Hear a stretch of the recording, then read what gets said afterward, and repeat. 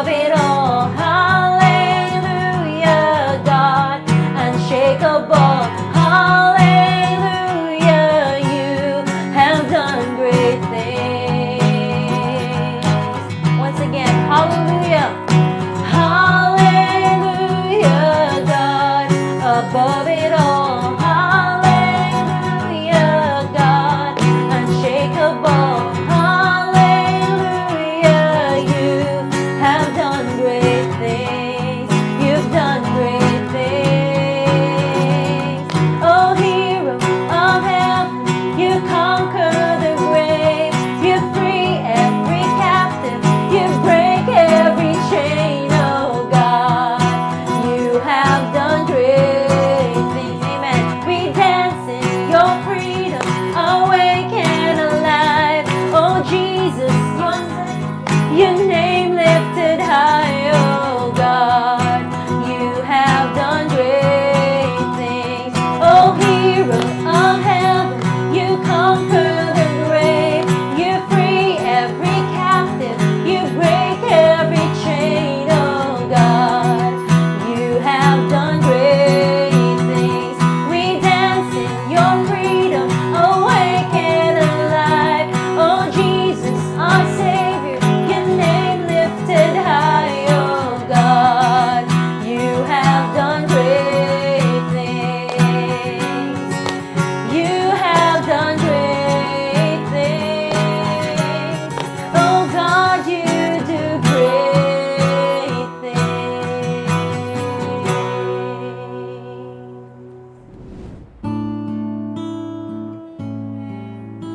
'Cause you are the peace that guards my heart, my help in time of need. Thank you, Jesus. 'Cause you are the hope that leads me on and brings me to my knees. For there I find you waiting, and there I find release. Thank you, Lord. So with all of my heart, I'll worship,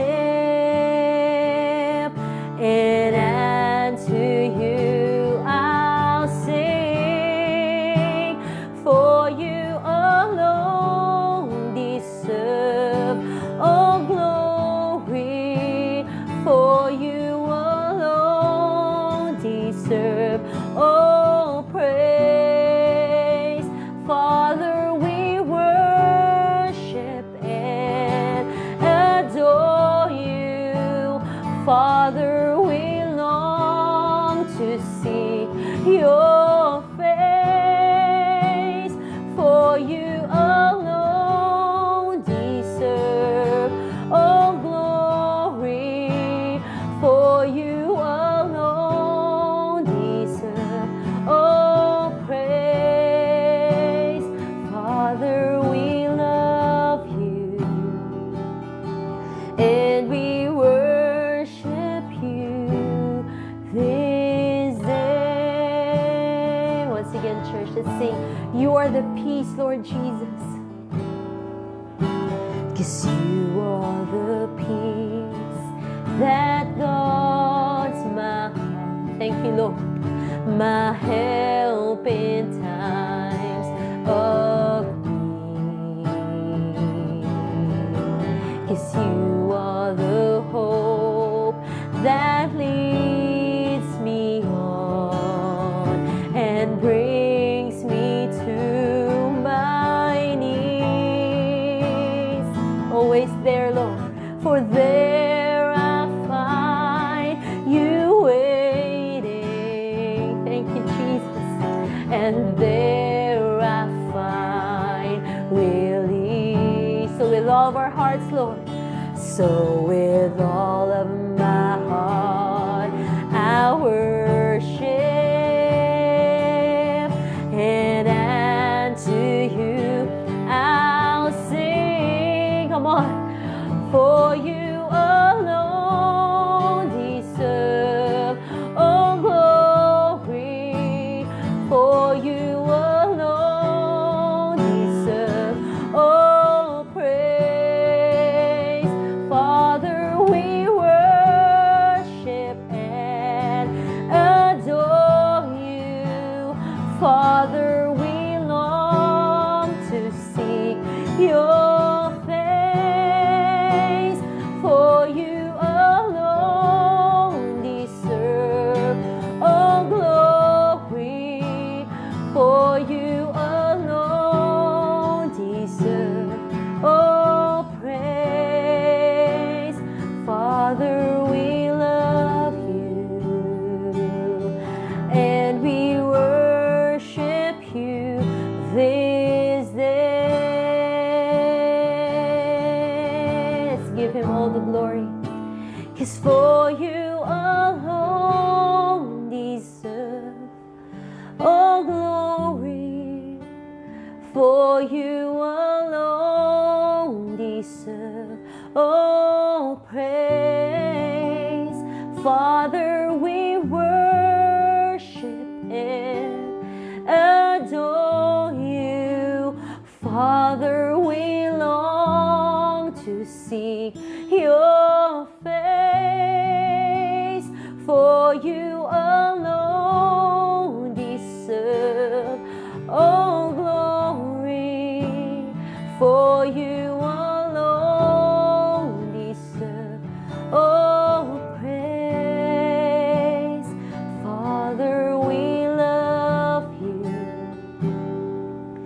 and we worship you this day. We love you, Jesus. Yes, Father, we love you and we worship you this day.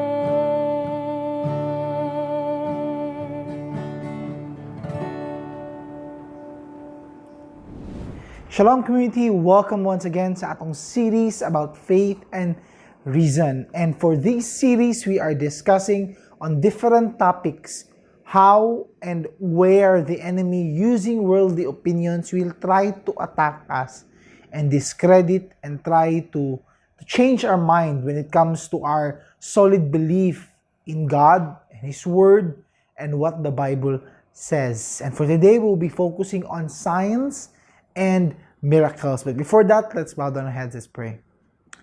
Lord God, thank you once again nga naami diri na nagpaminaw for another message for this series. We know, Lord, that we live in a type of world where people will try to move us away from you. And because of that, can you allow this series for us to become more solid sa among pagtuo, mas solid mi sa amo ang foundation of our faith. So Lord, ubanimi, in Jesus' name, amen. Our scripture verse for today is found in Romans chapter 1, verse 20. For His invisible attributes, namely His eternal power and divine nature, have been clearly perceived ever since the creation of the world in the things that have been made, so they are without excuse. Paul in Romans 1 is telling us nga ang creation, what is made or what has been created, ang makita nato around us, both diri inside earth and outer space, and all the created things, phenomena, mga discoveries and everything else, all of these will point us back to the reality that they have been made by God. Unsa particularly gigamit iyahang eternal power o iyahang divine nature. And kini argument nato diri because we want to set the stage, especially nga na reality nga when we talk about science, na usual thinking na ang science mo bangga. Ang science mo bangga sa faith, mo bangga sa religion, o mo bangga sa Christianity. Or di kaya, ang mga miracles found in the Bible, since they cannot be proven by science, the Word of God or the Bible is a myth. It cannot be trusted. Therefore, whatever na dili ma-prove by science, or whatever dili mo hold or argument with science, then it's not true or dili siya reality. Now, I'm going to get, in order to have a summary, I'm going to get the points diri sa book. It's from a man I trust, si Dr. Frank Turek. He's one of the apologetics who has a lot of videos teaching and arguing for Christianity and for the belief in God and against a modern na thinking towards faith and reality. And I want to use his argument, kanikan diri sa book, him and Dr. Norman, also who is a seasoned theologian as well. So ang ilahang book is entitled, I Don't Have Enough Faith to Be an Atheist. They argued that actually, ang atheism, or a belief that a God does not exist, needs to have faith because there's a lot of also very, very, very strong evidences that point that there is a creator. And so they gave out an acronym para mas dandali itong masabtan. And we are going to use kaning acronym slowly and surely. We'll tackle each topic why there is an intelligent creator, there is a God who created the universe, and then we'll go into the argument about some miracles. And I think this is necessary para mo go down into the final point that we have. The acronym gihatag nila is SURGE. S-U-R-G-E.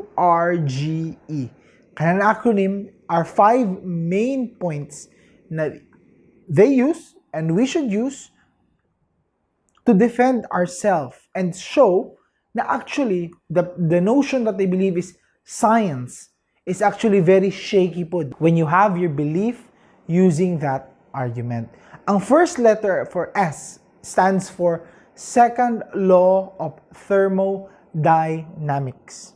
Now, for us to understand unsa ning second law of thermodynamics, I want you to picture out this scene. Naamot lang kung nakatry na mo playing with toy cars. Usually, duwa lang na. Toy cars that move. Either wind-up car, meaning nakaituyok, na murag susi. And pag-release ni mo, either mudagan siya forward or move forward siya and then mag-go siya into a circle. Napiubang sakyanan, I think you may be more familiar with this. It's called a pullback car, meaning bilahon mo siya, and madunggan na naay something, na friction, mugai siya. And then when the tension is so strong, pag buhi ni mo, mubuylo na siya, and it will run until it runs out of charge. Kailangan mo i-pull back again, or sa wind-up car, kailangan mo ituyok again para mo dagan. The same way with the ballerina, kanang sound it makes, i-wind up ni mo, then slowly siya until it stops, and you have to exhort first again. Now, kaning second law, for us to understand unsa ni second law, first, let's understand our first law. And when I say law, it's different from theory. Ang theory is a calculated nga guess. In science, if you remember, nga naa siya formula or naay evidences, naay propose how we come about to a conclusion using the theory, pero di siya accepted as really the truth. Kani it's a law of thermodynamics. Ang law of thermodynamics, it says, ang total amount of energy in the universe, it's constant. Meaning, what we have now in the energy does not change. Nothing is added na force or energy. So what we have in the universe, whether in our galaxy or outside, it has been established that it is constant. Ang second law states na katong energy na to, if it changes from one form to another, or it moves, there is what we call entropy, meaning a loss of energy. So, the same way, kaon ka, naka-energy, the more you move, or the more you stay, the more you think, the more you tackle whatever responsibility nimo, slowly and surely you will run out of energy. That's why you need to rest, or you need to eat. Inana po na siya. Over time, energy fades, you have to refill it back. However, ang first law, it says constant na, wala tayong way to increase the energy in the universe, not on our bodies. And then the second law states that it's constantly losing. Nagahinahinay ang energy. So, it's like katong atuang car. Pullback, running. It just happens to be nga, whether you believe on a young earth or old earth, thousands or millions of years. And naagya po energy. But, constantly nagahinahinay, kawala. So what can we learn from that? What we can learn is, for energy in the universe to exist, somebody has exerted force to it first.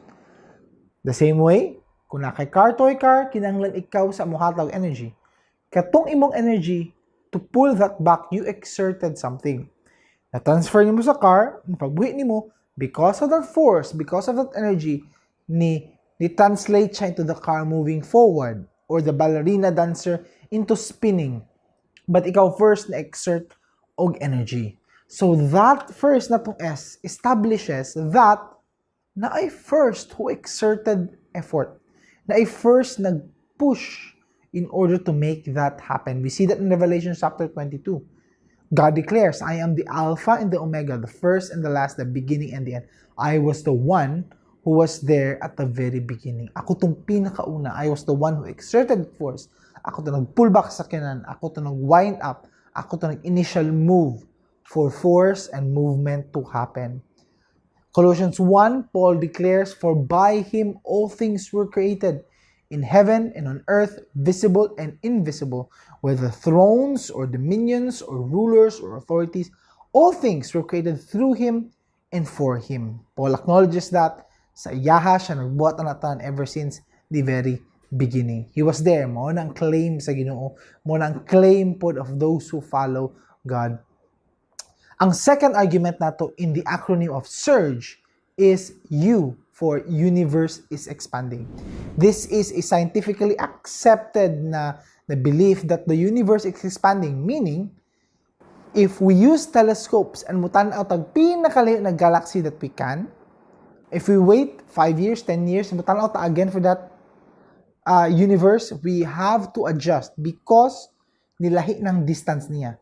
It's constantly pushing out.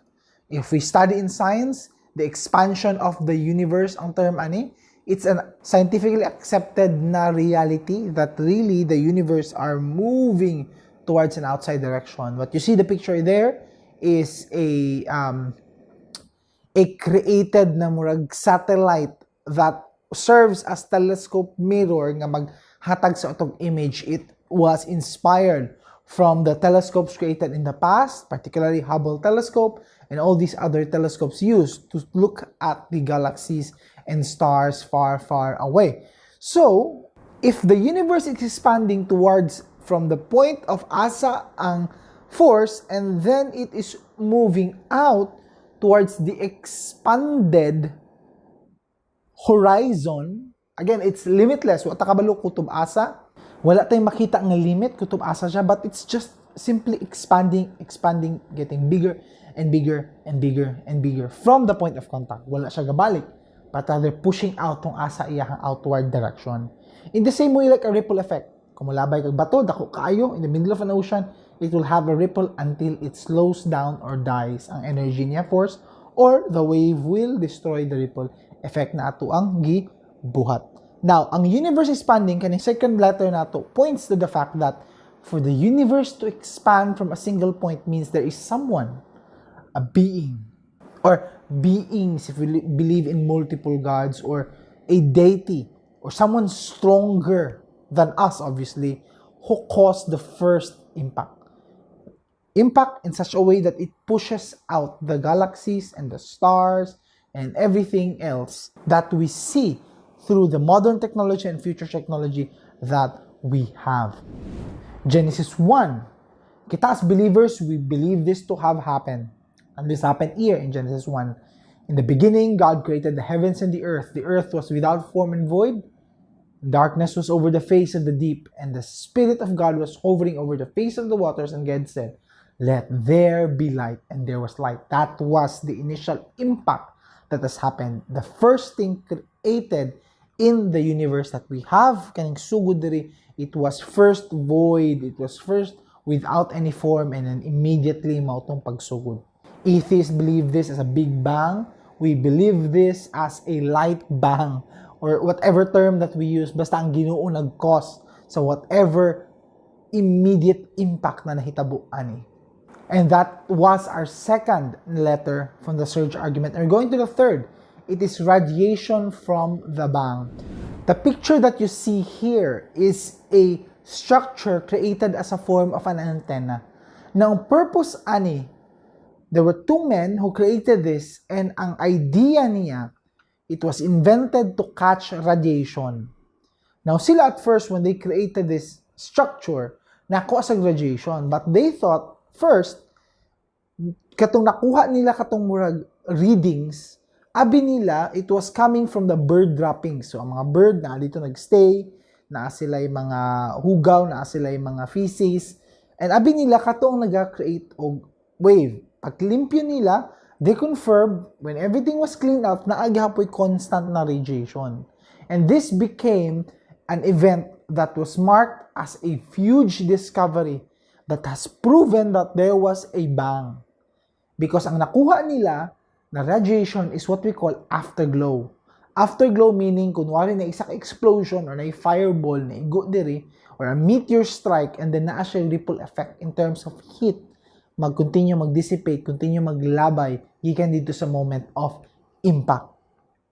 This allowed them to win Nobel Prizes because they found a huge discovery. And later on, continuation ni siya, because ilang discovery na ay i-fund ng movement or na ay i-fund ng mission, nga samot pa ta naka-discover unsa pay later on. But for this one, for this time, nakita nato that it has been proven that there was a huge bang. There was a huge explosion. There was a huge impact which radiates even until now ang afterglow. Here sa among subdivision, a few kilometers away na usa ka murag ka ng village or gamay nga sector na daghang mga balay or kanang gipang create na divisions near the body of water na nasunog a year ago. And kay nasunog because there was an LPG tank to or na ay ginaluto, na ay ginalungag, natiguang na nagpuyo dito and then nakatulog ang babae. And katong babae na nakatulog, when she fell asleep, wala niya nabantayan, it exploded and then nag-start of fire and it traveled through many rows of houses. So na-admit na visit me ni Caleb during one of a time na nag-jogging me. And pag-visit na mo dito, it was already, I think, a day or two na ang nilabay. However, the closer you get to where the explosion happened, naagi po heat. And obviously, kapaduol ka na ay heat gihapon sa floor. So it was a strong explosion. It was like a fireball effect. Inala nga idea. 2 days passed by, naagi po heat. And from the floor, ma-feel nimo that something has exploded here based on the marks, based on the giyon sa pagsunog, based on napay nagbaga, and all these other things. So what we can see actually is a huge na discovery because the force was so strong. I'm talking about when the universe was created, that when it occurred until now, naagya po yung microwave radiation ang tawag, or what they call as afterglow. We can conclude that our universe really has a beginning. Now, she's starting point, and that is important because for those who do not believe in any form of religion, they will just say na it just started. Nalanjoy Big Bang. Nalanjoy something na ang universe before, and then according to science, ang ma-prove na to is kaning point. But napatoy before. Napatoy mga nahitabo in the past. Or napatoy yung universe na how they clumped up together before na-explode. Basta naapay before. Di na to ma-prove. Wala to evidences. Basta na ay before. That's a type of faith that atheists believe. But we believe there was a beginning. And the beginning is here. It has been proven even by science. The microwave radiations, makita na to that there is really a start of what has happened. Gatuutan na mo itong beginning. Gatuo sila on a belief na wala evidences na naapay before. Simply because they do not want to conclude that there was a God or a beginning in time. Ang fourth na to na letter in this argument is the G, Great Galaxy Seeds. Now, I want you to still remember ang atuang sequence because it's important. They are all connected with each other. Second law of thermodynamics, universe expanding. R is katong radiation na mag-continue gyapon from the bang that God has created. And then we go to G, ang Great Galaxy Seeds. Now, katong radiation nato, if you remember, nag-create sila ato, nisikat sila ato, because they discovered, they won Nobel Prizes. Because of that, the US government was inspired to look further so we can see the origins. Asa tagikan, how everything happened, And so they used 200 million US dollars. They invested on what they call the COBE, or the Cosmic Background Explorer. Ang idea ani is they would create satellites, they would create huge telescopes na mutan-aw towards sa radiation or the heat waves and confirm the patterns na nakita so that they can see not only katong heat waves na pagdakop but unsay heat waves outside the galaxy that we have. They wanted to look what is happening outside sa ato ang what is being limited the structure na create nila. So in short, a much stronger, much more powerful, a much nearer to the universe because naa sa space kaning satellite. Now they used this was a success. Put nila into space, it operated, and according to the team leaders na nag-create sa COB, he says that if you are religious, kung makita ka sa findings na nakita na namo, it's like looking at God. Another atheist, another non-religious astrophysicist who sees the data na siya, the significance of this discovery cannot be overstated. They have found the holy grail of cosmology. It was so breathtaking because nag-confirm to, not only because he confirmed katong gikan dito sa antenna na heat waves, but it confirms something else, something chilling, something very, very, very impossible by logic alone. Now I want you to look at this picture, and I want you to spend some seconds looking at the different shapes, the different spaces, distances between each other, some duul, some layo, some far apart. What they have discovered is that during the point na pag-expand ay sa universe, there is what they call as galaxy clusters. Meaning, for example, ang atong galaxy where we are right now, the force that has impacted was strong enough to push away, but not strong enough that it will destroy the galaxies or put them out of order. Meaning, it was such a calculated na pag-push out that galaxies sustained the order that they have and sustained to a point nga di sila magbangga and will explode one after another. Now, if you remember, we've mentioned this many times sa series, that if you change just 1% or 0.0001% of gravity, life on Earth would not exist. There is an intelligent designer, creator. Not only that, but ang challenge pa niya, saan niya kanong pag-push out according to his laws, according to his movement, according to the ripple effect of his power, to a point nga di ni mga guba. It was a delicate movement of impact. Klaro kayo, precise kayo, meticulous kayo. When si Caleb during sa iyahang devotion, usually I allow him to start from the Genesis Jude until the very end. So he would go through the numbers, he would go through ang mga early parts of the Old Testament na medyo boring kay pasunod, kailangan ka magbuhat og tabernacle, kailangan ka magbuhat og altar, it must be 4 cubits of this, it must be ani ang length. And then what we realize sa papaminaw na very klaro kay na details was that God is very precise. He knows what He wants. He is very meticulous to the details of what He wants to create. And because of that, that is the God that we serve. Na if inala siya ka-delicate and intricate and very meticulous on the details sa temple, how much more sa universe and the galaxy that He has created. And that is very hard. I want you to picture out this model kung magdula mo atong jackstones. So natin mga bola, you bounce it, you get 1. Pag bounce mo again, you get 2. So on and so forth. Most of us have played jackstones before. Na pagpalit mo ni jackstone, it comes in a set. Na yung mga balls daan na ang mga jackstone. Now, lisod kayong buhaton, ani, if ako ang challenge sa imo is simple.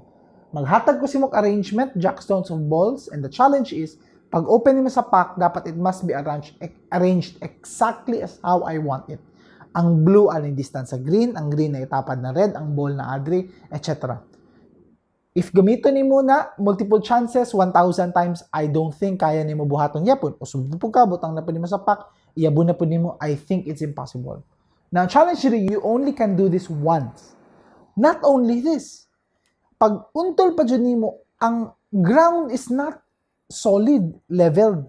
Lain-lain pa dyan di terrain na, taas na, ubos, sud kay arrange. Not only that, you have to consider na pag igo pa dyan niya, muuntol pa na the ripple effect. It must be in such a way na pag ang landing niya, naka-arrange siya in specific arrangement that I want it to have. So if you cannot do it in 10,000 times, how much more you do it once? That was the challenge set by God. He did it once. He did it perfectly.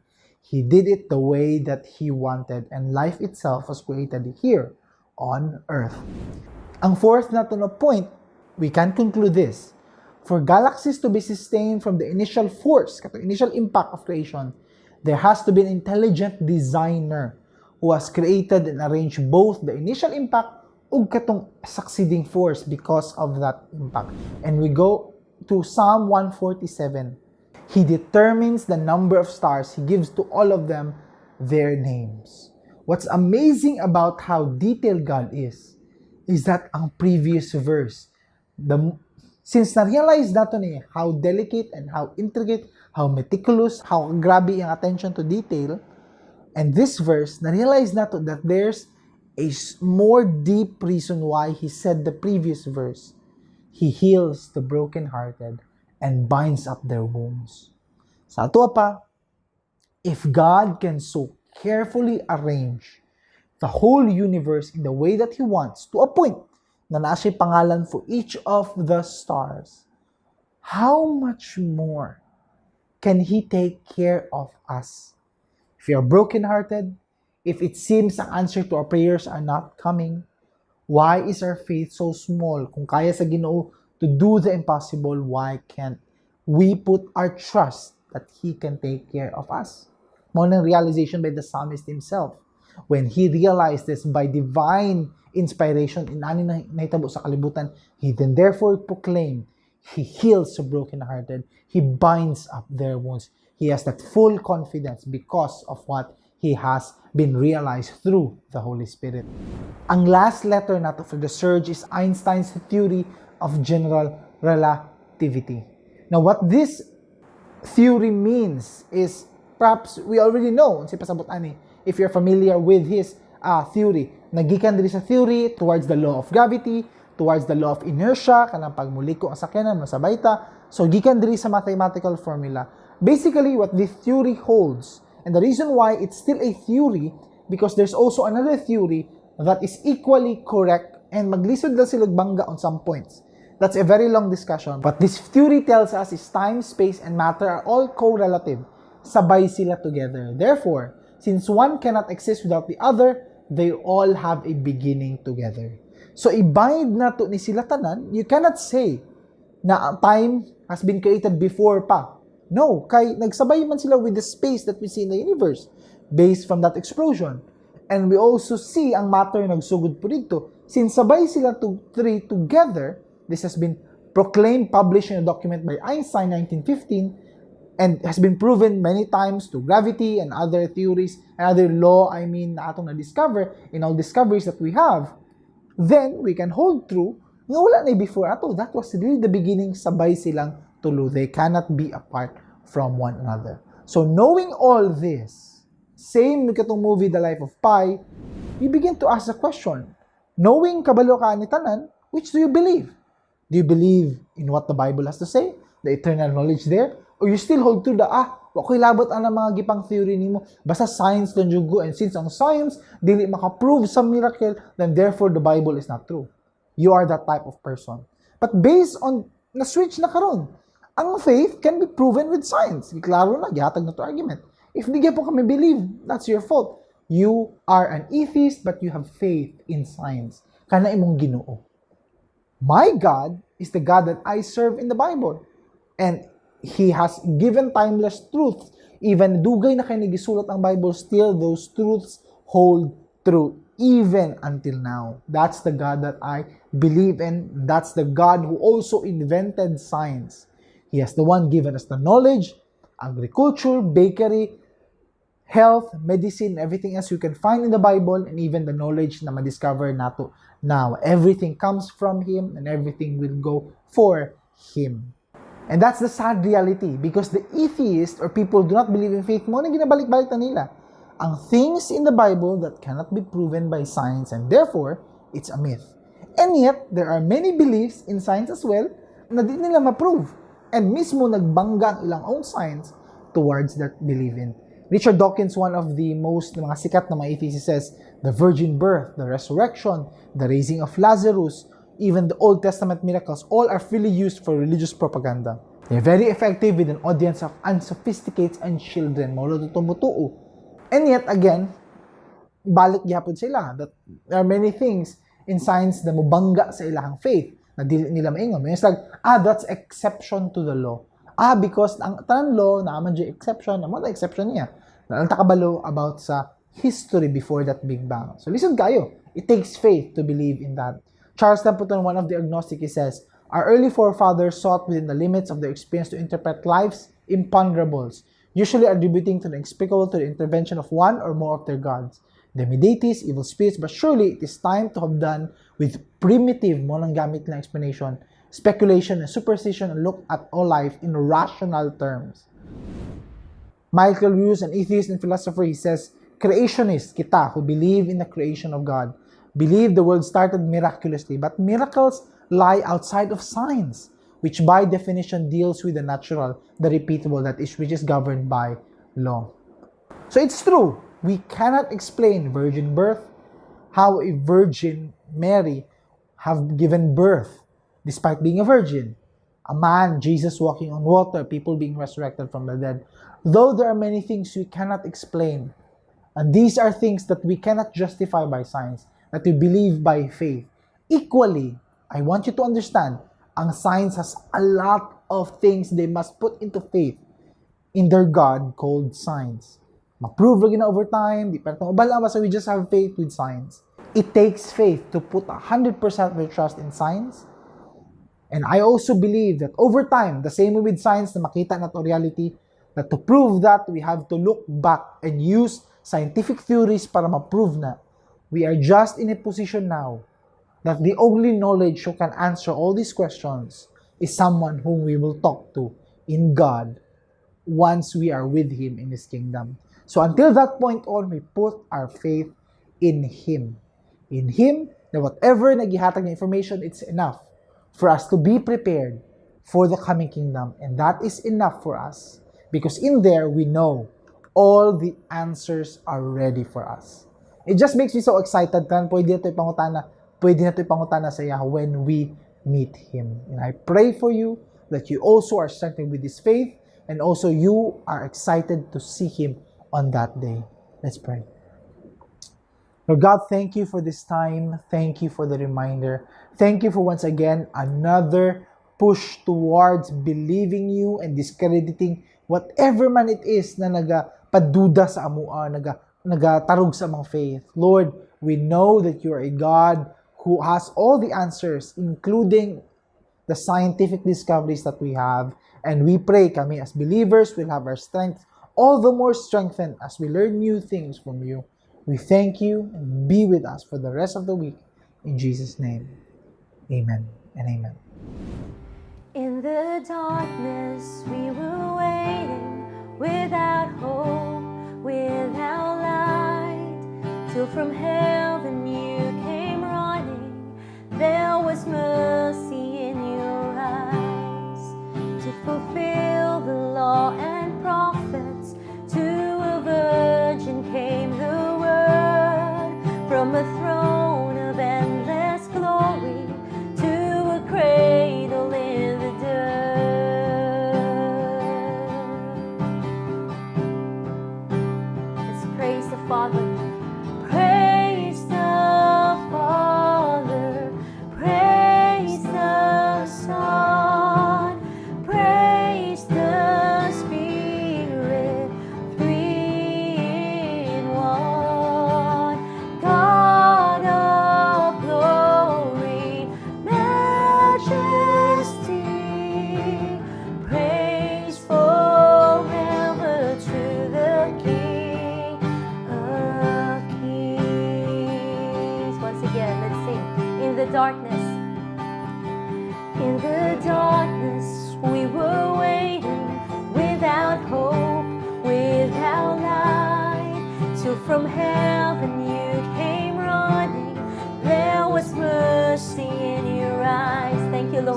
to fulfill the law and prophets.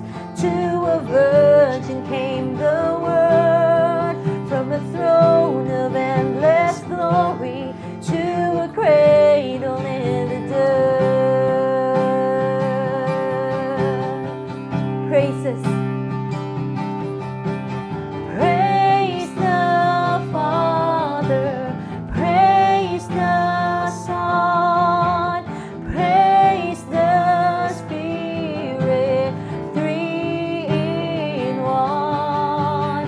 God of glory, majesty, praise forever to the King of Kings. And the morning that you rose, all of heaven held its breath, till that stone was moved for good, for the Lamb had conquered death. And the dead rose from the tombs, and the angels stood in awe, and the souls of all who'd come to the Father are restored. Amen. And the church of Christ was born. Then the Spirit lit the flame, for the gospel truth of all shall not kneel, shall not faint. By His blood and in His name, in His freedom I am free. For the love of Jesus Christ, who has resurrected me. Amen. Let's praise Jesus. You are worthy, Lord. Let's praise